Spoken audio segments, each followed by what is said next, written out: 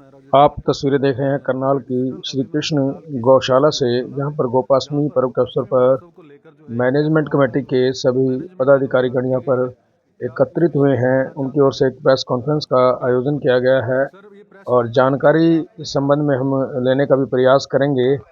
जी, सबसे पहले मैं श्री कृष्ण गौशाला प्रबंधन कमेटी की तरफ से सभी करनाल निवासियों को गोपाष्टमी की बधाई देता हूँ, शुभकामनाएं देता हूँ। हर वर्ष की भांति श्री कृष्ण गौशाला कमेटी गोपाष्टमी के पर्व बड़ी धूमधाम के साथ मनाती है और इसी कड़ी में अब की बार भी 30 अक्टूबर को मनाया जा रहा है। अब की बार के समारोह के हमारे मुख्य अतिथि माननीय मुख्यमंत्री जी नायब सिंह शेषाणी होंगे मुख्य अतिथि, और अति विशिष्ट अतिथि जगमोहन जी आनंद माननीय विधायक, श्रीमती रेणु बालाजी गुप्ता माननीय महापौर करनाल, और श्री श्रवण कुमार जी गर्ग गौ सेवा आयोग के चेयरमैन हरियाणा, श्री संजय बटला जी कुरुक्षेत्र विकास बोर्ड से, और Shrish Goyal ji Jagdamba Agrico export private limited के चेयरमैन है, Rajkumar Goyal chairman Mansa Devi rice mill Sangh, और Padam Sain Gupta chairman Oswal pump limited.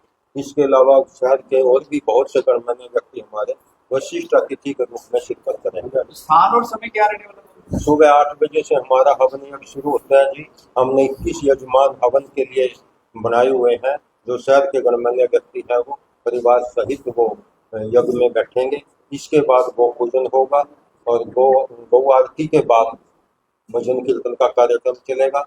मुख्यमंत्री जी का कार्यक्रम 10 बजे आने का है। 10 बजे तक ये भजन कीर्तन चलते रहेंगे और 10 बजे के बाद मुख्यमंत्री जी का प्रवचन होगा, अपना आशीर्वचन होगा। हमारे स्वामी ज्ञानानंद जी की अध्यक्षता में ही ये गौशाला प्रफुल्लित हो रही है। उन्हीं के सानिध्य में कार्यक्रम होगा, उनके प्रवचन यही स्थान रहेगा। साथ में ये आप देख रहे हैं यहाँ पर हमें 3000 लोगों के भोजन प्रसाद की व्यवस्था की हुई है, जो साथ में लगा हुआ अलग से पंडाल से बाहर है, और यहाँ बैठने की व्यवस्था ही पंडाल में रखी हुई है। ज्ञानानंद महाराज जी कौन से? ज्ञानानंद महाराज जी की अध्यक्षता में कार्यक्रम होता है, रब की बारी जाएंगे। इसके अलावा हमें शंकराचार्य जी भानु पीठाधीश्वर, उनका भी हमें सानिध्य मिलेगा। इससे पहले शोभायात्रा निकलेगी? नहीं, अब की बार शोभा यात्रा का नहीं। शोभा यात्रा एक्चुअली सनातन धर्म मंदिर से होती थी, अब सीधा यहीं पे जैसे हमारा कार्यक्रम होता है तो यहाँ से इसका हवन यज्ञ से हम शुरू करते हैं। समय कितनी का है? 8 बजे से और 9 बजे तक हवन यज्ञ पूर्ण होते हैं, महाराज जी पहुंच जाएंगे। इसके बाद गौ पूजन और कार्यक्रम। तो कई समय कितनी गाय है अपने शाला में? हमारे यहाँ इस वक्त 870 गौवंश है। पहली बार 900 950 प्लस 950 हो गया। कुछ गाय हमारी जरूर से अभी आई थी पिछले दिनों। और आपकी जानकारी के लिए बताऊं, मैं पिछले साल गोपाष्टमी पे हमें यहाँ पर गौ चिकित्सालय का शुभारंभ हुआ था। विपुल गोयल जी का कर कमलों से उसका उद्घाटन किया गया था। तो हमारी आसपास की करनाल जिले में 28-30 गौशालाएं हैं। हमने सबको मैसेज दिया हुआ है और 20-30 किलोमीटर में भी हमें ये मैसेज दिया हुआ है कि कहीं भी कोई गाय एक्सीडेंटल हो जाती है या बीमार हो जाती है, सीरियस होती है, तो हमारी वैन उसको उठा के लाती है। जैसे हमारे कहीं आज आते हैं तो तुरंत प्रभाव से वैन लाएंगे, उसका इलाज करके, बेशक चाहे वो गौशाला वाले दोबारा ले जाना चाहे तो ले जा सकते। गौशाला की तरफ से एम्बुलेंस है? निःशुल्क एम्बुलेंस 2 रखी है यहाँ, 2 एम्बुलेंस है। और एक सेवा हमें और हमारे कोषाध्यक्ष हैं अरुण गुप्ता जी, इनकी अध्यक्षता में, इनकी देखरेख में एक बड़ी अनोखी हमें योजना शुरू की हुई है पिछले 2 साल से। यहाँ पर क्या आप भी देखते थे, जैसे एक्सीडेंटल गाय मृत हो जाती थी चिड़चिड़ से और कई दिन तक वो यूं ही पड़ी रहती थी। तो अब यहाँ कोई 20-30 किलोमीटर से भी हमारे पास कोई इन्फॉर्मेशन आती है, कहीं भी कोई गाय अगर मृत मिलती है तो तुरंत हमारी एम्बुलेंस, हमारे कोषाध्यक्ष जी के पास नंबर दिया हुआ है, सब कुछ सर्कुलेट किया हुआ है। तो हमारे पास जैसे मैसेज आता है तो हमारे वर्कर जाते हैं गाड़ी लेके, गौ सेवक, और विधिवत रूप से नमक डाल के, कफन डाल के, पूजन के साथ 8 फुट गहरा खड्डा खोद कर उसका संस्कार करते हैं। कहीं ना कहीं देखने को मिला है इतनी गौशाला होने के बावजूद भी करनाल में गौ आवारा घूम रही है, उनकी भी देख रहे नहीं, कोई सड़कों में बैठी रहती है, उनकी तो बैठी उनको जहाँ तक हमारी जानकारी है, अब पूरे करनाल में कहीं भी कोई भी गाय सड़कों पे नहीं आपको देखी होगी, सिर्फ नंदी घूम रहे हैं सड़कों पे। आप कभी भी ध्यान दो, अगर गऊ है तो हम उसको आप भी उठाने के लिए तैयार हैं। आप हमें सूचित करो, हम तुरंत प्रभाव से सर तो ये सब गौशाला लेकिन- की कुछ गौशाला की गायें छोड़ रखी होती है, फिर वापस ले लेते हैं। हाँ, वो गौशाला में तो अलग बात है, लेकिन अब सड़कों पे गाय नहीं मिलती है। और नंदी की बात जहाँ तक है, अभी हमें 3000 गज 7 वाली जगह हॉस्पिटल के लिए है, उसमें नंदीशाला तैयार हो रही है। हो सकता है हम गोपाष्ट में मुख्यमंत्री के कर कमलों से उसका उद्घाटन करवाएं, और फिर जो सड़कों पे नंदी भी घूम रहे हैं उनको हम गौशाला में देंगे, नंदीशाला में। कई लोग गोमें उत्पादन है वो भी अपन लोग कर रहे हैं, गौ उत्पाद है जो गायों के। उसके लिए हमें जानकारी मिली थी, अभी हमारे गौ सेवा आयोग के चेयरमैन साहब से बात हुई है, दिल्ली में एक पूरे इंडिया स्तर का ऐसा कोई एक मेला लगने जा रहा है जिसमें गोबर से उत्पादन हो कि नई नई चीजें कहीं पहले भी बनती आई है, तस्वीरें बनती हैं, दीपक बनते हैं, इसके अलावा और भी कई औषधि तैयार होती हैं, तो वो उसका हम देखने जाएंगे। और हमारा इच्छा है ये कि हम यहाँ भी वो शुरू आप करें। लोग फिनाइल तो बनाते हैं, फिनाइल हाँ, इसके अलावा आज के वक्त में हमारे यहाँ गौशाला में हमारे बड़े ट्रेन वर्कर हैं जिनको ट्रेनिंग लेके यहाँ आए हैं दूसरी गौशालाओं से, और फिनाइल बनाते हैं, धूप बनाते हैं, कई तरह के अर्क बनाते हैं, जैसे हमारे तुलसी अर्क है, गौमूत्र बनाते हैं, और उसकी बड़ी डिमांड रहती है। और हम नो लॉस नो प्रॉफिट वो जनता की सेवा के लिए देते हैं। काउंटर से बहुत लोग आते हैं, हमारी 10 रिक्शाएं शहर में चलती हैं, उनसे वो लोग पैसे देके और वो तो इस गौशाला में दुधारू की गौ कितनी है, जो दूध देने वाली गौ कितनी है? हमारे पास लगभग 150 गाय है, 160 गाय है, 8 क्विंटल का लगभग दूध होता है, बड़ा A2 होता है दूध हमारा। और हमारा आगे जो प्रयास है ये कि सारी गायें देसी हों, देसी ही को हम ज्यादा बढ़ावा दे रहे हैं।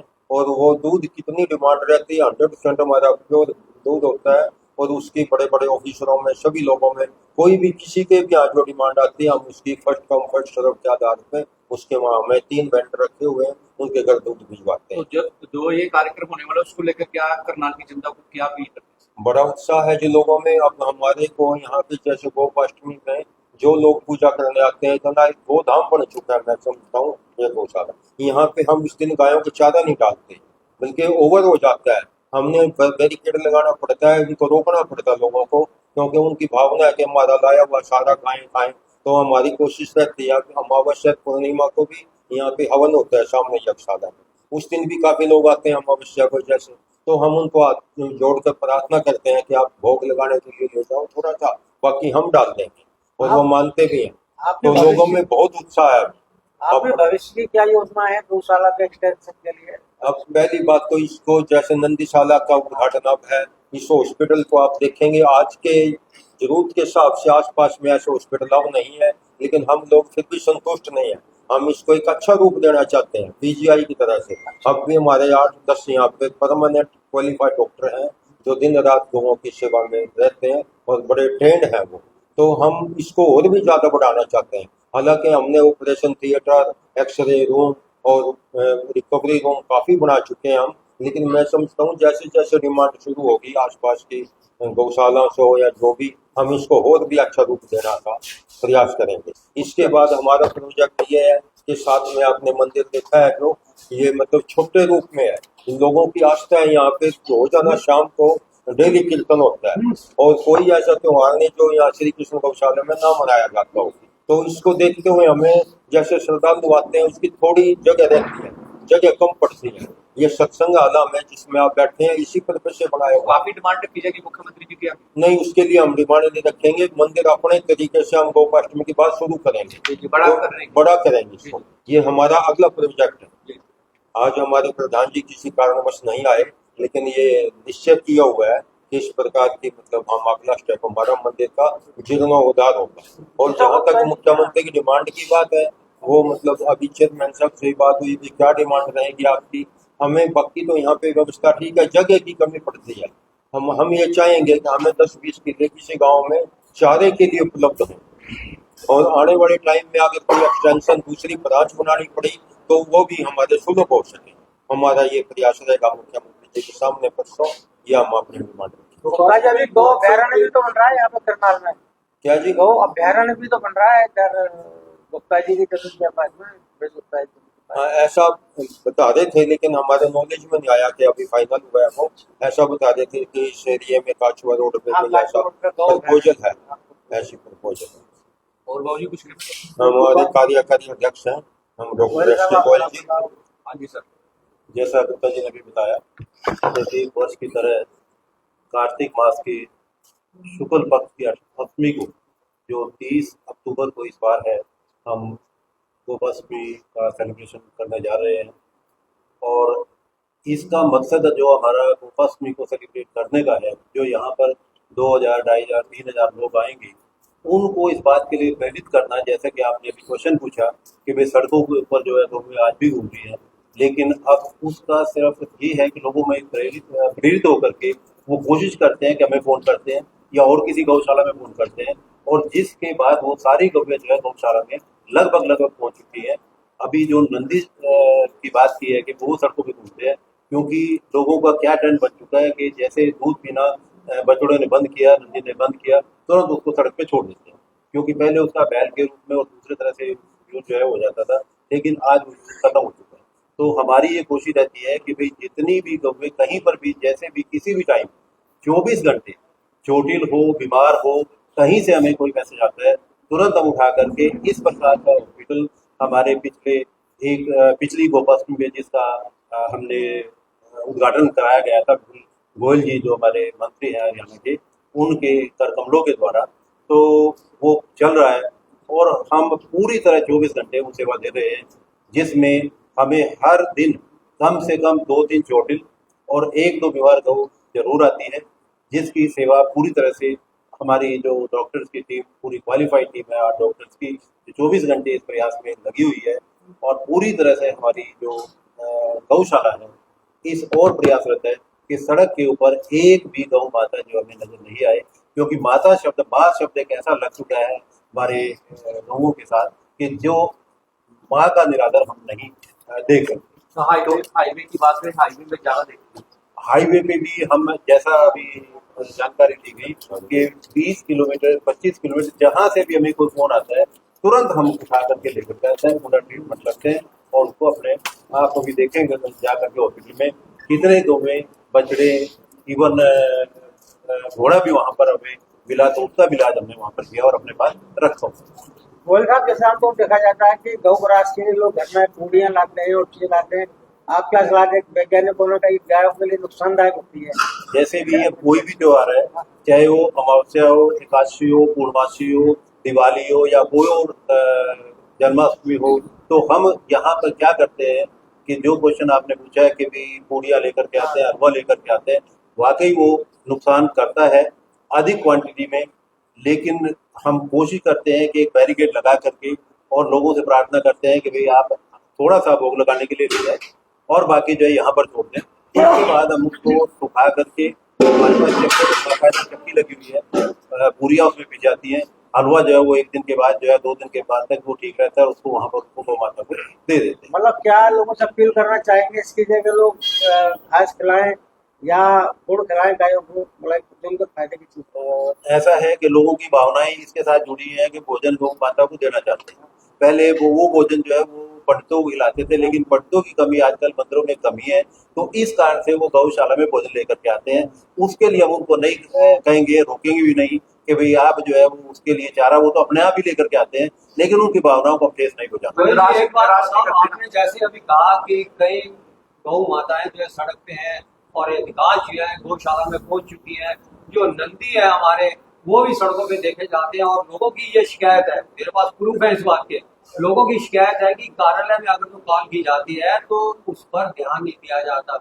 ऐसा है कि हमारी गौशाला में आज तक कोई भी एक आदमी आप यहाँ पर ला करके ये बता दे कि भाई उसने फोन किया हो और हमने उसको एक्शन ना, इवन रात को 2 बजे भी, अगर रात को 2 बजे भी किसी का कॉल आएगी तो वो भी तुरंत जो है, हमारा एक डॉक्टर नाइट ड्यूटी पे होता है, 2 हमारे वर्कर जो है ड्यूटी पे होते हैं, एम्बुलेंस लेकर के तुरंत उसी टाइम जो है वो लेकर के उस फोन नंबर पे संपर्क किया जाए, एम्बुलेंस वाली किस नंबर पे संपर्क किया जाए, फोन नंबर बताएं।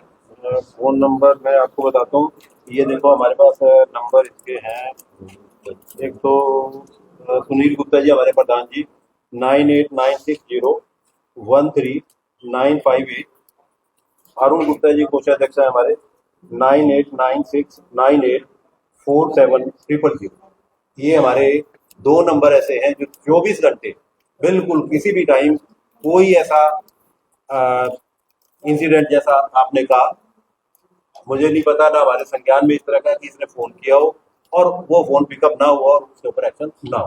क्योंकि बाद में कॉल मेरे पास आई है, बीइंग मीडिया के तौर पे मेरे पास कॉल आई, फिर मैंने जो है दिनेश को फोन मारा, दिनेश ने किसी वीडियो लगाई, तब वो जो घायल नंदी थे उनको उठा करके फिर वो कहाँ लेके गई, इलाज वगैरह करवाया, एक लड़का था, वो 2 जने आए। तो इसलिए मैं आपके संज्ञान में लाया हूँ, मेरी बात को अन्यथा मत लेना कोई। ये बात बहुत अच्छी बात है, आपने हमारे संज्ञान में लाया। अगर मान लो कि ऐसा हुआ तो बाकी उसको और भी विशेष जो है कोई ऐसा। दूसरी बात डॉक्टर साहब ये है, जो भाई ने को आपने कुछ ना बात कही, नंदी के लिए विशेष तौर पे हमारी समस्या ये है, गायों के बीच में हम नंदी नहीं रख सकते, आपको भी पता है। यहाँ गर्भवती गायें भी होती हैं, बच्चे भी गायें होती हैं, तो अब हम नंदीशाला जो दूसरी बना रहे हैं, अब हम सारी कोशिश करेंगे सड़कों पे जितने नंदी घूम रहे हैं ना उनको हम अंदर ले। जहाँ तक गोकर्ण की बात है, वो भी भाई हमारा और अच्छी सेवा कर रहा है जी। गौ की तो सेवा कहीं भी हो जाए, हम तो कहते हैं। बहुत लोग यहाँ पे आते हैं जी, उसी गौशाला में जा रहे हैं, हमारे यहाँ पे जाते भी, कोई बात नहीं, गौएं तो सब जगह बराबर है जी, अपने अपने समर्थन के अनुसार। लेकिन हमारी मैनेजमेंट ये पूरा प्रयास करती है कि किसी भाई के पास भी किसी वक्त भी कोई अगर फोन आए, हम पूरा संज्ञान में लेके उस पर विचार करें। उसके लिए आप नंबर जरा डिस्प्ले कर देंगे, सभी चैनल लाइव चल रहे हैं इस समय। हाँ, कोई बात नहीं, ये बताया ना। मैं दोबारा बोलता हूँ, हमारे प्रधान जी श्री सुनील गुप्ता जी 9896013958। दूसरा अरुण गुप्ता जी कोषाध्यक्ष हमारे 9896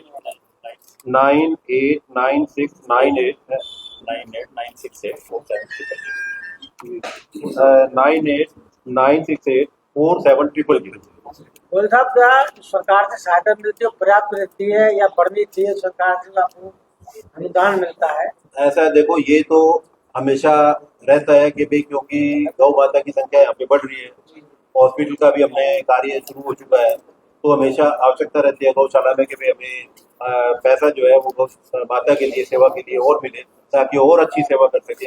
लेकिन अगर नहीं भी हमें गवर्नमेंट से ग्रांट मिलेगी या कम मिलेगी, फिर भी हम किसी प्रकार से गौ माता की सेवा में कभी भी कोई दिक्कत नहीं आने देगी। सरकार की ओर से ग्रांट भी मिल रही है? बिल्कुल मिल रहा है। पिछले 2 साल से बहुत ज्यादा हो गई है। कितनी ग्रांट मिल चुकी है 2 साल में? पिछले साल का जो ग्रांट थी तकरीबन 40 लाख ज्यादा, सबसे ज्यादा इस साल आई थी हमारी। इस साल आई। वो ये सरकार ने अब की बार बजट एकदम से 510 करोड़ कर दिया, जो पहले बहुत न्यूनतम होता था। इसलिए सारे हरियाणा की गौशालाओं में ग्रांट अब पिछले 2 साल से ज्यादा आ रही है।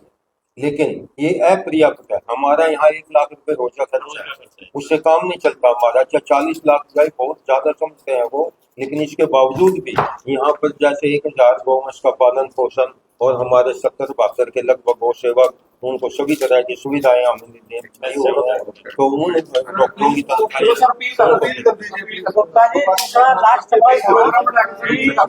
लास्ट सवाल तो गुप्ता जी, जिस तरह से गौशाला को आत्मनिर्भर बनाने की दिशा में काम किया जा रहा है कि गौशाला अपना उत्पाद बनाए, उसकी मार्केटिंग कर रहे हैं, उसके बारे में आपका क्या विचार है? जैसे गोमैप अभियान एक चल रहा है, गोमैप संकल्प अभियान जो चल रहा है मतलब देश भर में, जैन साहब जैसे उत्पादन की बात है, हम प्रॉफिटेबिलिटी के हिसाब से नहीं चाहते कोई नहीं, आत्मनिर्भर की बात हम पहले उसके संज्ञान में जो हमारे आया उसका नॉलेज लेंगे। अगर कोई इस प्रकार के लोगों को डिमांड आती है, जैसे दिए बनाने की बात है, वो चल सकती है, बात हम कर सकते हैं। यहाँ पे हमारे पास आपकी तरह से और भाइयों ने भी, कईयों ने कहा कि दूध से बिस्कुट बना लो, आप कोई मिठाई बना लो, लेकिन उस उत्पादन की जरूरत नहीं समझते। गौओं की सेवा सर्वोपरि होनी चाहिए, हम सबका ये ध्येय रहता है। ये सेकेंडरी बात है कि उससे कुछ कमाए। कमाने की बात तो शायद की जनता से जो उससे बचेगा हम वैसे बहुत मिल जाता है हमें। कमाना नहीं, आत्मनिर्भर दूसरे तरीके से हम चाह रहे हैं, कोई लोगों की जरूरत के मुताबिक नो लॉस नो प्रॉफिट, कोई ऐसा उत्पादन कर सके हम, उसके लिए प्रयास करें। ये देख सकते हैं यहाँ पर जो है ब्रीफ किया गया गोपाष्टमी महोत्सव को लेके। दोस्तों वीडियो को लाइक और शेयर कीजिए, चैनल को सब्सक्राइब कीजिए।